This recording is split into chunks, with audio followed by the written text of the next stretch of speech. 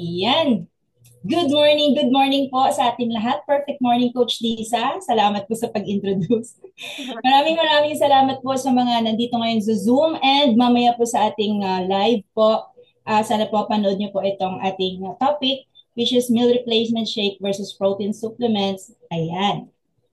So magpapakilala po muna ako. Ako po si Coach Gina Gosse, taga Fairview, Quezon City po ako and I'm 51 years old na po, turning 52 na. And way back 2018, yan po ang aking itsura.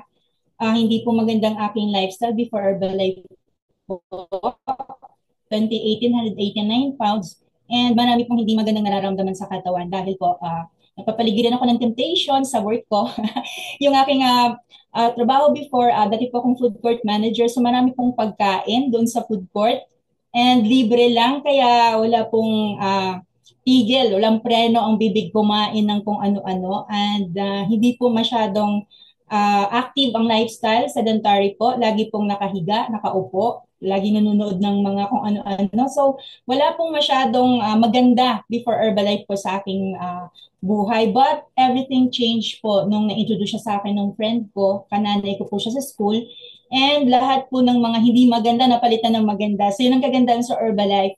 Marami pong chances na ibibigay sa atin para maging maayos po ang ating pamumuhay, ang lifestyle. So simula po nang naramdaman ko naging maayos yung aking pangatawan, nagkaroon po ako ng maraming favorites actually sa products.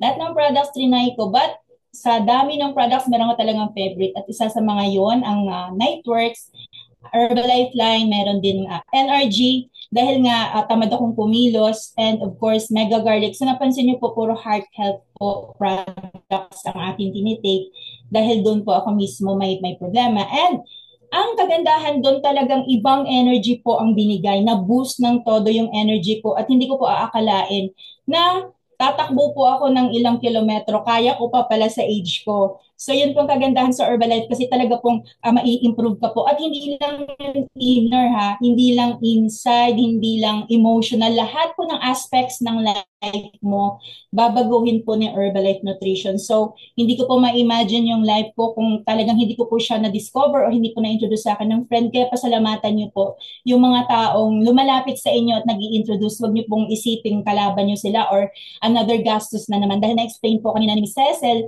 na hindi po siya gastos, kundi investment po sa health natin. Mahirap pong magsisi kapag marami na po tayong maramdaman, tsaka po natin iisipin na magpo-program tayo. Pero hindi pa naman po huli ang lahat. Sa mga bago po at sa mga manonood pa po mamaya, ini-invite ko po kayo na i-try nyo lang po because the products are really working talaga, hindi po kayo ulitin na ito naging part ng company na ito dahil hindi po basta-basta ang Herbalife. Number one po siya sa buong mundo. At makikilala niyo pa po siya kung talagang mag-join pa kayo dito. So I love this community also, and of course, maraming salamat sa mga nakikinig sa kanilang mga bahay at of course sa Nutrition Club na nag-take po ng ating healthy breakfast. Okay, so ang ating topic po for today ay makikita po nun sa www.herbalife.com. Well, that wellness sa resources po, makikita natin yan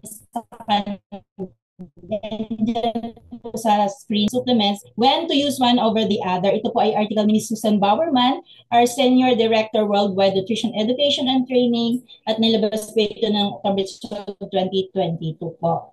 So people often confuse about replacement din po before, na-confuse ako kung ano ba yung meal replacement shakes at ano ba yung protein supplements. Because sa unang, the confusion arises because some meal replacements contain protein and some protein supplements naman merong added nutrients na konti lang naman, but their primary goals po sa ating health deeper.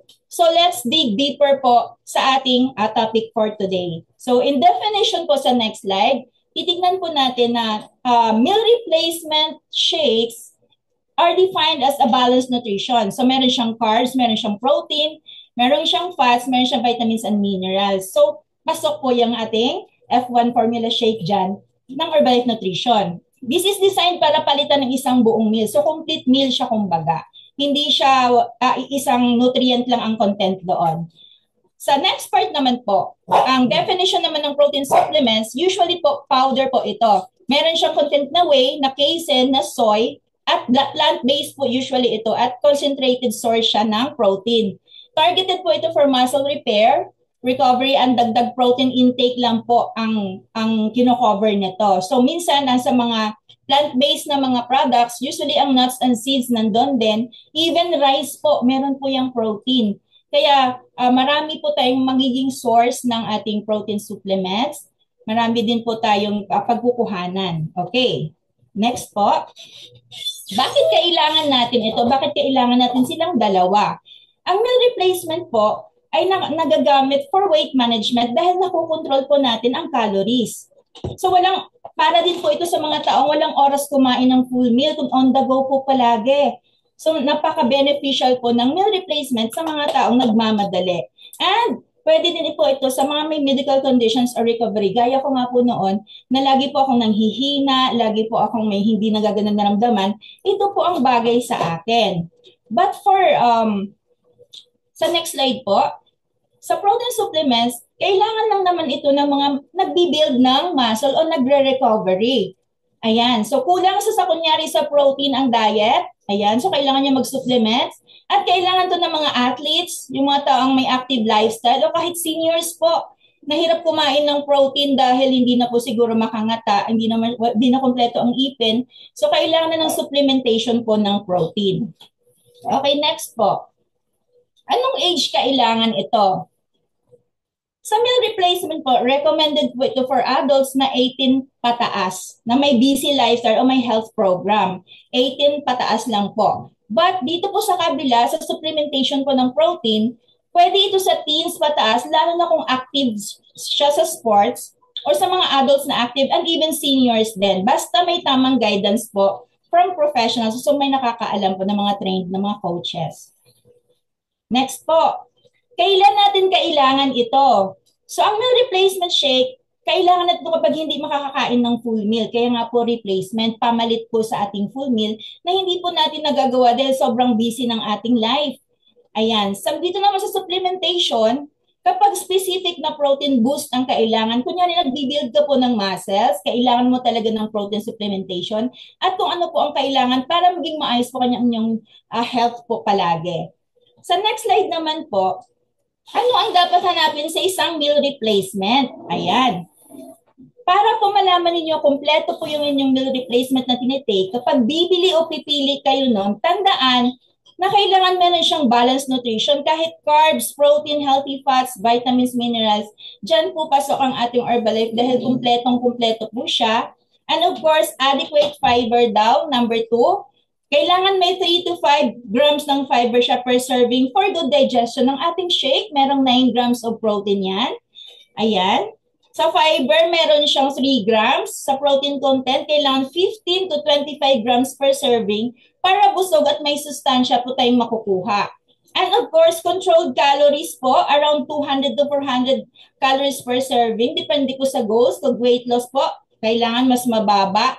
Pag maintenance, meron po tayo, kung kapag kaya tinitimbang po tayo, dapat dun po tayo nag-base ng ating magic number. Ayan, so kailangan po, like ng shake natin, kapag naked shake lang po siya, nasa 90 calories lang po siya. Pero kapag dinagdagan nyo na po yan ng gatas, aabot po siya ng 214 calories po.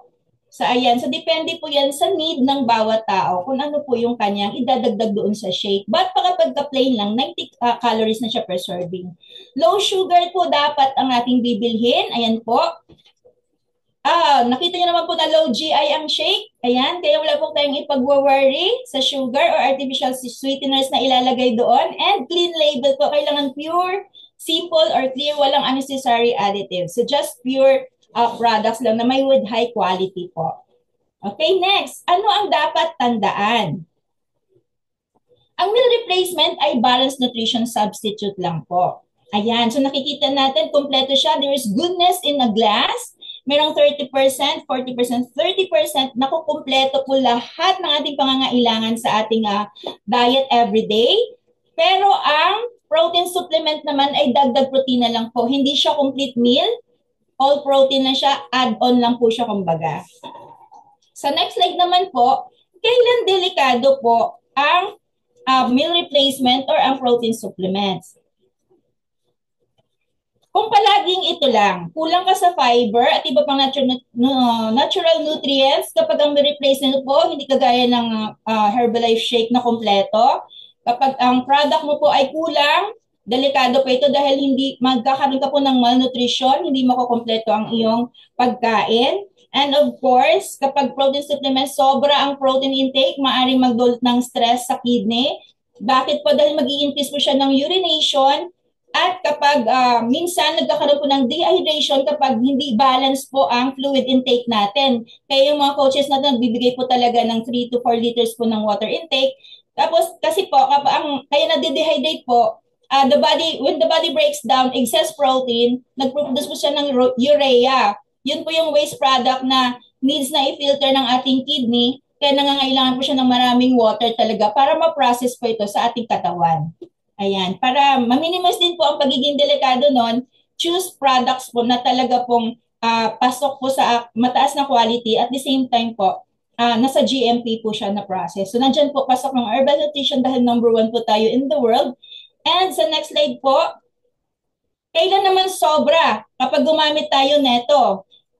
Sa meal replacement, kapag lahat ng meals pinalitan, nawawala po ang dietary variety. So, hindi lang po pwede na puro lang po meal replacement. Kaya may isang one full meal po tayo sa ating kinakain po, na binibigay ng ating coaches para po, nandun po yung variety. Kailangan variety po laging kinakain natin. And sa meal replacement naman po, I mean sa protein supplements, kapag sobra at hindi na ayon sa activity level mo, nagiging fat storage din po pala siya. So, hindi po maganda ang lahat ng bagay na sobra. Kaya kailangan may guidance po talaga from our professionals po. Sa next slide po, ayan po ang ating shake. Ayan, meron siyang 9 grams of protein. Ang next po ang ating PPP or ang ating personalized protein powder. Per scoop po, meron siyang 5 grams of protein. At ang ating H24, ayan po, per serving, meron siyang 24 grams of protein. So kayo na po ang bahalang mamili kung ano po yung gusto dyan. But lahat po yan, pwede po natin gamitin sa ating pangangailangan everyday. At ito lang po, as a summary, ito lang po yung inyong maiiwan ko po sa inyo. Tandaan niyo po, pag meal replacement shake, meal substitute siya, kailangan kompleto siya para maging maayos ang iyong katawan, but kailangan may isang formal meal.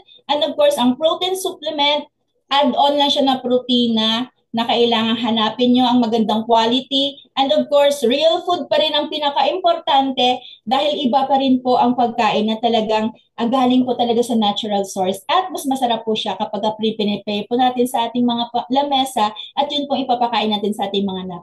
With that po, maraming salamat. Maraming salamat po sa inyong lahat and I hope meron kayo na-learn kahit konti.